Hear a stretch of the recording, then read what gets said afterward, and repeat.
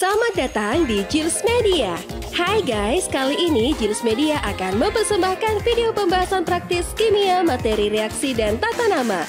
Jangan lupa nonton semuanya, biar kamu dapat praktis menyelesaikan soal kimia, materi reaksi, dan tata nama. Selamat menonton. Oke, baik. Assalamualaikum warahmatullahi wabarakatuh dan selamat malam. Ya, kembali dengan Kak Tini ya, dengan materi kimia. Nah, kebetulan materi kelas 1 SMA itu kan kita mulai kemarin dari hukum dasar kimia dan stoikiometri ya. Stoikiometri sudah selesai sampai kadar ya. Ya, sudah kadar sama rumus molekul empiris kan. Nah, sekarang sebenarnya kakak mau kasih latihan, cuma kayaknya kakak butuh memberikan kalian ini deh, materi tata nama senyawa ya. Mungkin cara kakak ngajar itu beda dengan cara di buku. Kalau di buku untuk memberikan nama senyawa kalian disuruh menghafal kation anionnya ya langsung. Tapi kalau kakak itu biasanya mau mengajarkan kalian tata nama senyawa berikut cara mereaksikan. Jadi ini Arifa ini siswaku kah? Jadi kita mulai dengan ini ya, tata nama senyawa dari pembentukan dari paling basicnya ya. Saya ikut cara guru saya ngajar di sekolah waktu SMA. Kebetulan kakak itu dari SMAK, jadi mungkin menurut kakak kalian butuh tahu untuk mereaksikannya sekalian. Oke, tunggu ya. Oke, siapnya semua alat tulis tak? Ini kan pertemuan terakhir, jadi kakak itu agak santai dalam hal materi ya. Kita reaksi dan tata nama judulnya hari ini. Reaksi dan tata nama. Saya ajarkan dari yang paling basic sekali ya. Reaksi sekaligus tata nama nih. Oke, basicnya itu kita mulai dari unsur. Kalau kalian lihat di SPU, unsur itu yang paling kiri itu golongan 1A, golongan 2A, golongan transisi, kemudian golongan 4A, 5A, 6A, 7A, dan 8A. Oke. Nah, unsur mulai dari golongan 1A, 3A-nya ketinggalan ya. 3A ada di sini nyempil dianya. Oke. Unsur mulai dari golongan 1A sampai golongan 3A, ini semuanya bersifat logam. Kecuali hidrogen. Nah, sekarang golongan 4A sampai golongan 8A ini semua bersifat non-logam. Ya, sebenarnya tidak semua, ada pengecualian. Pengecualian itu muncul pada periode yang paling bawah, karena semakin ke bawah itu semakin bersifat logam. Tapi secara garis besar, untuk senyawa-senyawa yang ada di alam, itu golongan 1A sampai 3A itu termasuk golongan logam, golongan 4A sampai golongan 8A itu termasuk non-logam. Ya, hidrogen ini masuk non-logam. Oke, sekarang saya mulai dari yang pertama ya. Jadi basicnya itu deh ya, pembagian dulu. Nah, sekarang kita sudah ketahui bahwa unsur terbagi dua. Ada unsur logam, ada unsur non-logam. Ini menurut kakak supaya kalian tahu cara mereaksikannya. Nah, logam itu dapat bereaksi dengan oksigen membentuk yang namanya oksida basa. Sedangkan unsur non-logam kalau bereaksi dengan oksigen itu membentuk senyawa yang namanya oksida asam. Oke? Nah, oksida basa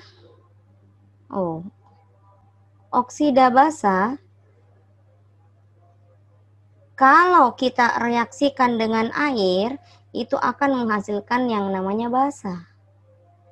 Oke? Nah, kalau begitu, yang di bawah oksida asam kalau direaksikan dengan air ini akan membentuk yang namanya asam oksi. Jadi saya kasih patronnya dulu. Jadi yang akan kita bahas nanti itu mengenai oksida basa, oksida asam, dan asam oksi. Nah, dari 4 senyawa ini nanti kalian bisa mereaksikan yang namanya reaksi penggaraman. Reaksi penggalaman ada 13 macam. Saya anggap ini materi penting karena kimia tanpa reaksi itu hampa ya. Jadi lebih baik kita bahas konsep dasar mereaksikan. Oke, jadi saya akan bahas yang pertama mengenai oksida basa. Saya bahas satu-satu nih. Nah, oksida basa. Oksida basa itu berarti gabungan unsur dengan oksigen. Kita sudah tahu bahwa yang namanya senyawa, kalau dia bereaksi itu kita kali silang biloxnya. Jadi, oksida basa secara garis besar, rumus umum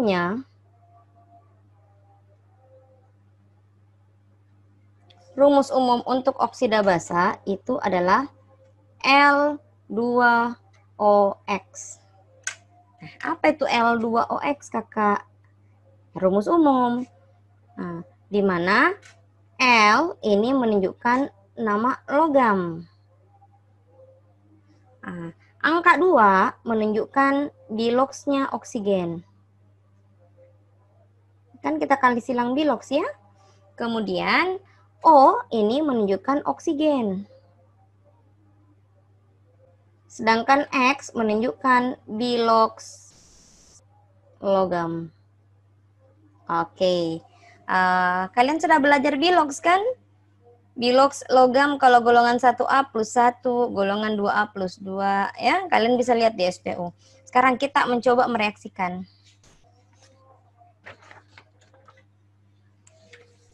Kalau enggak ngerti langsung tanya saja, Dena, jangan malu. Nah, kita kasih contoh. Halaman 2. Contoh nih. Saya ambil golongan 1A. Ingat, Dek, semua bilox logam golongan A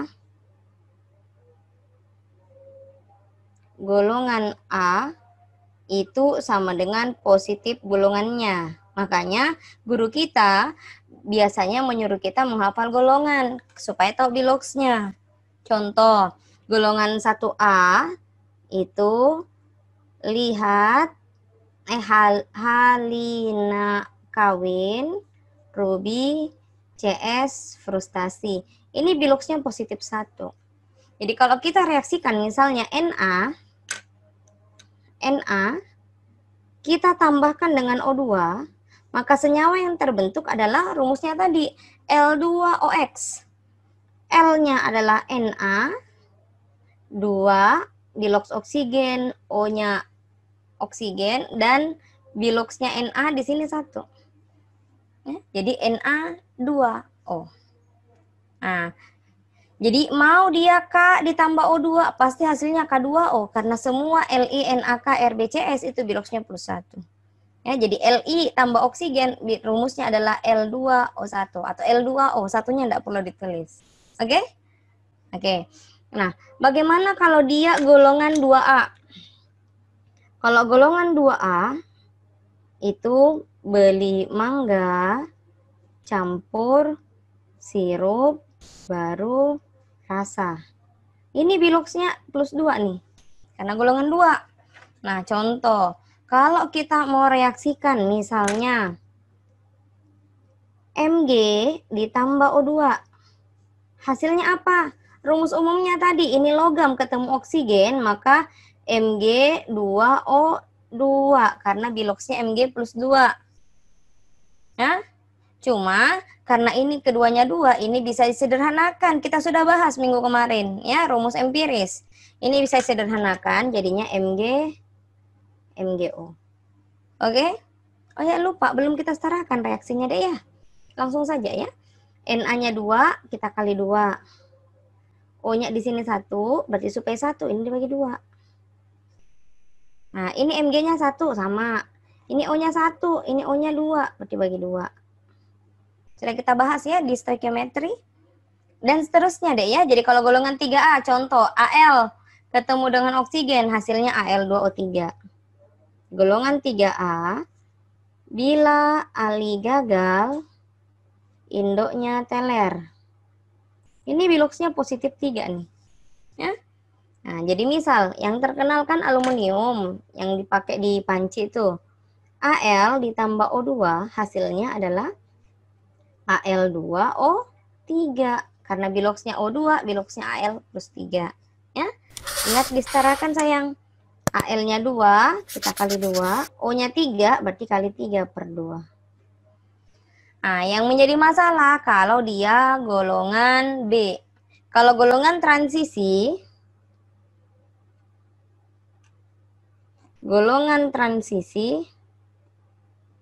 biloxnya lebih dari satu macam. Lebih dari satu macam. Karena biloxnya lebih dari satu macam, maka oksida yang bisa dibentuk itu juga lebih dari satu.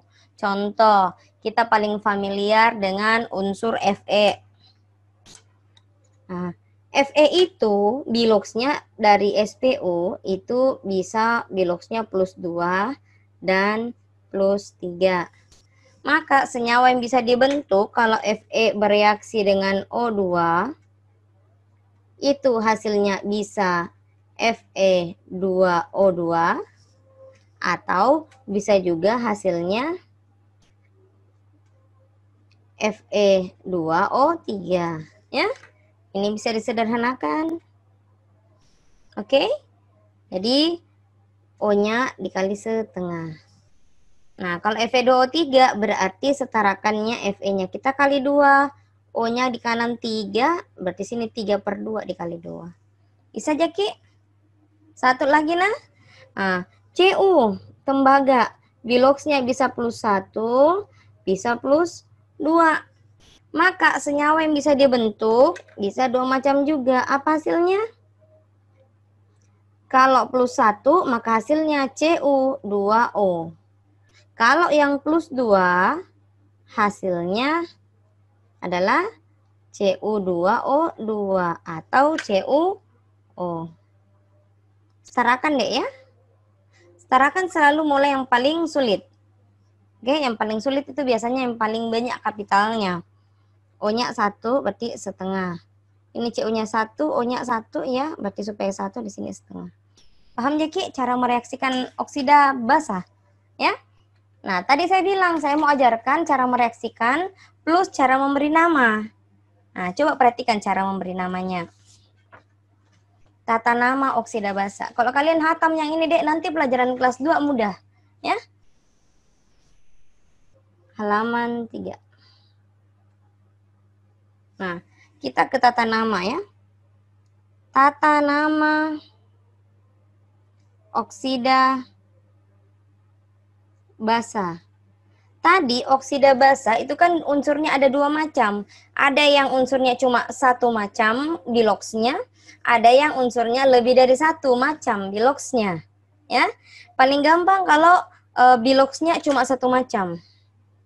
Jadi untuk unsur yang biloxnya hanya 1 macam, 1 buah ya, 1 buah 1 macam. Nah, berarti ini untuk golongan A. Nah, kalau dia biloxnya cuma 1 macam, maka nama oksida basanya gampang jadi. Namanya itu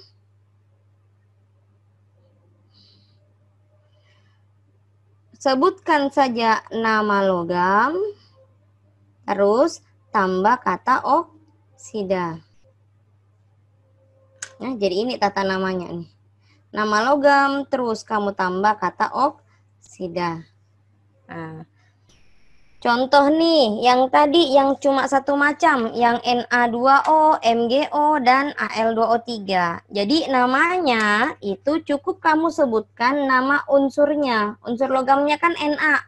Na itu adalah natrium. Lantas kamu tambahkan di belakangnya kata oksida. Jadi kalau orang bilang natrium oksida, maka rumus senyawanya harus Na2O, tidak ada yang lain. Oke?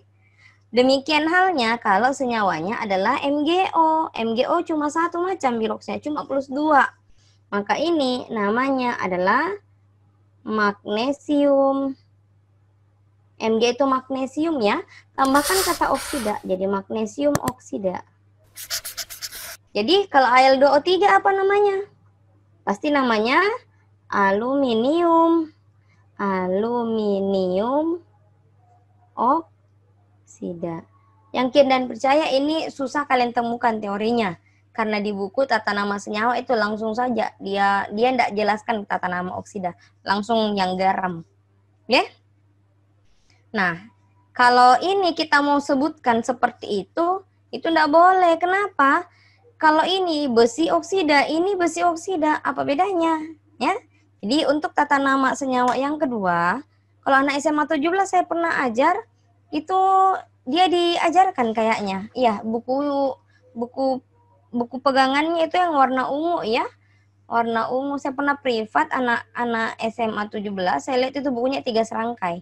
Dan masih lengkap di situ di anunya. Oke, di teorinya. Next, untuk tata nama oksida, untuk unsur yang di logsnya lebih dari 1 buah. Berarti ini untuk logam transisi. Tata namanya itu ada 2 macam adekku. Saya mau memperlihatkan keduanya ya. Cara satu, ini cara satu, cara yang mudah. Ya, tata namanya itu kalau cara satu, sebutkan nama logam, tapi kita pakai bahasa Indonesia. Ada siswa pernah bertanya, Kak, jadi kalau orang Jerman pakai bahasa Indonesia, aduh enggak tahu mi juga, yang jelas saya di Indonesia pakai bahasa Indonesia ya. Baru kalian berikan dalam kurung bilogs logam. Ini huruf Romawi ya. Kemudian tambahkan di belakang kata oksida. Itu cara pertama.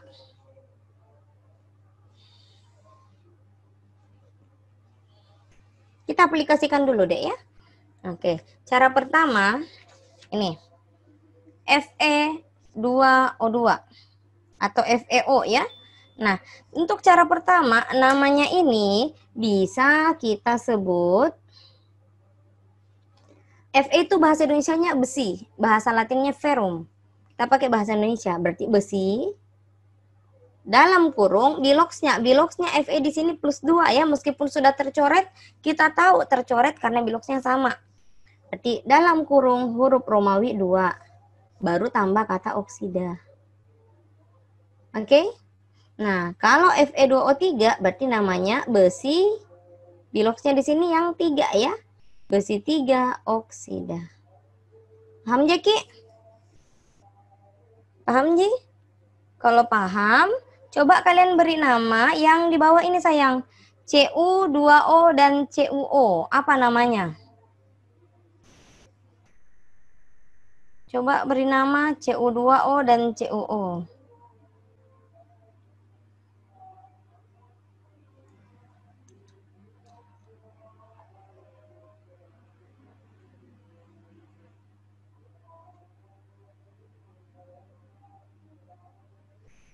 Oke, coba beri nama. Nah, pakai cara pertama dulu ya, nanti kan ada 2 macam cara. Cu itu bahasa Indonesianya tembaga, bahasa Latinnya cuprum, ya cuprum. Jadi kita pakai bahasa Indonesia, tembaga.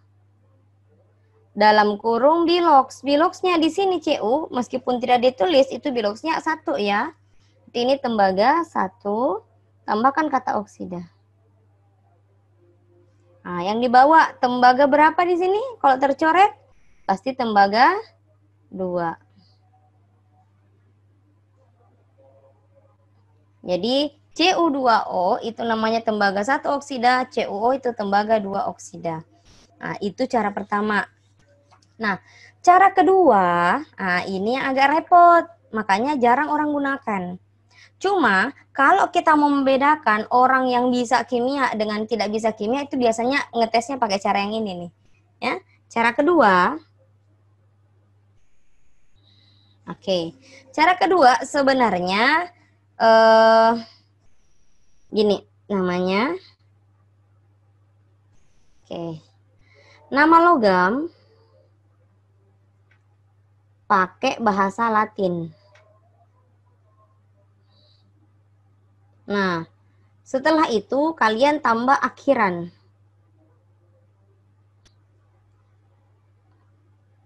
Akhiran apa? Sebentar ya.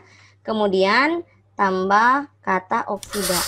Jadi, sebenarnya akhiran ini digunakan untuk membedakan biloksnya. Oke?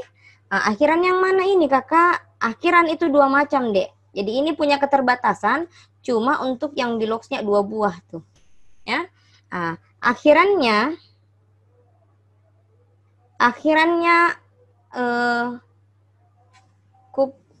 kupro. Akhirannya O dulu, akhirannya O, ini digunakan untuk biloks yang lebih rendah.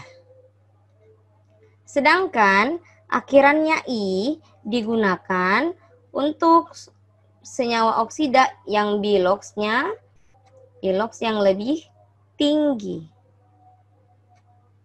Oke? Bingung ya? Gak apa-apa bingung, karena kan memang baru mau dia jelaskan. Coba. Bagaimana nih? Nah, misal nih. Besi tadi biloksnya 2 macam. Ini susahnya, kita harus tahu biloksnya itu ada berapa macam dan yang mana yang tinggi. Misal, kalau besi biloksnya 2 macam. Bisa +2, bisa +3. Jadi ceritanya untuk besi, biloks +2 ini yang rendah. Bilok +3 yang tinggi. Sedangkan kalau tembaga, biloksnya kan +1 dan +2. Jadi +2 ini biloks yang tinggi. Sedangkan +1 biloks yang rendah. Oke, sekarang kita kasih nama. Aturannya tadi, kalau dia biloksnya rendah, akhirannya O. Kalau biloksnya tinggi, akhirannya I. Ya? Jadi pakai bahasa Latin. Besi itu bahasa Latinnya ferrum. Akhirannya kita ganti. Karena di sini besi 2 ini biloks rendah, maka namanya ini berubah menjadi ferro. Jadi ferrum berubah menjadi ferro. Jadi ferro oksida. Oke? Kalau besi 3 oksida itu bisa disebut ferri, akhirannya I, oksida. Paham ya, Ki? Semoga paham ya. Nah, kalau yang di bawah tembaga. Berarti kalau tembaga 1 + 1 di sini biloks rendah. Maka dia namanya cuprum berubah menjadi cupro. Cuprum menjadi cupro ya. Cupro oksida. Kalau biloks tinggi dia menjadi kupri oksida. Paham sampai di sini? Ini tata namanya oksida basa ya. Oke, aman ya? Ada yang mau bertanya sampai di sini? Untuk tata nama, untuk cara mereaksikan logam dan oksigen, kemudian tata nama senyawa oksida basa. Tidak ada? Kalau tidak ada, saya lanjut. Nah, targetnya kita semoga bisa sampai asam ya. Jadi oksida basa, selanjutnya saya akan bahas mengenai oksida asam. Jadi ini khusus untuk oksida ya, 2 halaman. Banyak ya. Saya senang sekali bisa membagi ilmu ini. Karena jarang saya bagikan masalahnya. Selanjutnya kita akan bahas mengenai oksida asam. Halaman 3, halaman 4 berarti sekarang. Halaman 4. Ini sekarang tentang oksida asam. Kalau oksida asam tadi non logam ditambah dengan oksigen ya. Nah, jadinya oksida asam. Oke, rumus umumnya dulu. Apa-apa? Rumus umum oksida asam. Kalau tadi simbolnya logam itu L, ini simbolnya M saja ya. M2OX. Sama, Dek. Sama sekali. Nah, yang membedakan cuma masalah jenis unsurnya, ya. Makanya kalian harus tahu yang mana logam, yang mana non-logam. Jadi, M di sini adalah unsur non-logam. 2 masih sama, biloks oksigen. Karena konsepnya itu deh, senyawa terbentuk dari biloks yang dikali silang ya. Biloks oksigen. Berarti O adalah oksigen. Sedangkan X adalah biloks unsur non-logam. Nah, yang berbeda begini, kalau dia logam, golongan A, biloksnya itu satu macam, Ji, plus 1, plus 2, plus 3. Tapi non-logam D itu biloksnya lebih dari satu macam. Oke, saya ulangi, non-logam biloksnya lebih dari satu macam ya. Contoh nih, saya tulis di sini, Dik. Biloks non-logam, unsur non-logam itu lebih dari satu buah ya, satu macam. Oke, sehingga kita harus tahu biloks. Ya, makanya kimia itu harus tahu unsur ya. Nah, contoh karbon itu biloksnya dua macam, sayang. Bisa biloksnya, saya kasih di sini biloksnya ya supaya kalian bisa reaksikan. Bisa plus 2, bisa karbon itu biloksnya plus 4. Oke, coba kalian reaksikan ya. Kemudian nitrogen biloksnya dua macam. Bisa plus 3. Adekku, karbon itu dia padat sehingga bisa berdiri sendiri. C. Kalau oksigen dia gas, makanya selalu ada duanya. Nitrogen juga gas, berarti ada duanya juga ya. Nah, nitrogen biloksnya dua macam, bisa plus 3, bisa plus 5. Oke. Nah, saya kasih lagi belerang S. S itu padatan ya, dia bisa berdiri sendiri. Belerang itu biloksnya bisa plus 4, bisa plus 6. Oke. Karena kebetulan ini penting, jadi saya kasih tahu saja, fosfor itu biloksnya juga lebih dari satu macam, bisa plus 3, bisa plus 5. Oke? Jadi coba kita reaksikan dulu ya. Nah, C ketemu O, maka rumus umumnya tadi C2O. Biloksnya C plus 2. Ini bisa disederhanakan menjadi CO. Oke, disetarakan sayang. C-nya 1, O-nya 1, berarti ini bagi 2. Oke, lanjut. C yang plus 4. C yang plus 4, maka yang terbentuk salah warna. C, rumusnya C, 2O. Biloksnya C di sini 4. Jadi yang berbeda cuma ujung jumlah O-nya ya, yang menunjukkan biloks. Ini bisa disederhanakan, dia bisa berubah menjadi bagi 2 ya, berarti dia hasilnya bisa berubah menjadi CO2. Next, N ketemu O, biloks plus 3, maka rumusnya terbentuk N2O3. Ya, tidak bisa disederhanakan. Kita mau menyetarakan, N-nya sama, O-nya 3 di kanan, berarti di sebelah kiri kita kali 3/2. 3/2 kali 2, 3 kan? Oke, next. N biloks plus 5 bereaksi dengan oksigen itu akan menghasilkan N2O5. Nah, sisa disetarakan, N-nya sudah sama, O-nya di kanan 5, berarti di sini dikali 5/2. Oke? Dikit lagi. Nah, S ketemu oksigen ini bisa membentuk S2O. Biloksnya S plus 4. Ini bisa disederhanakan. Masing-masing dibagi 2. Dia akan membentuk SO2.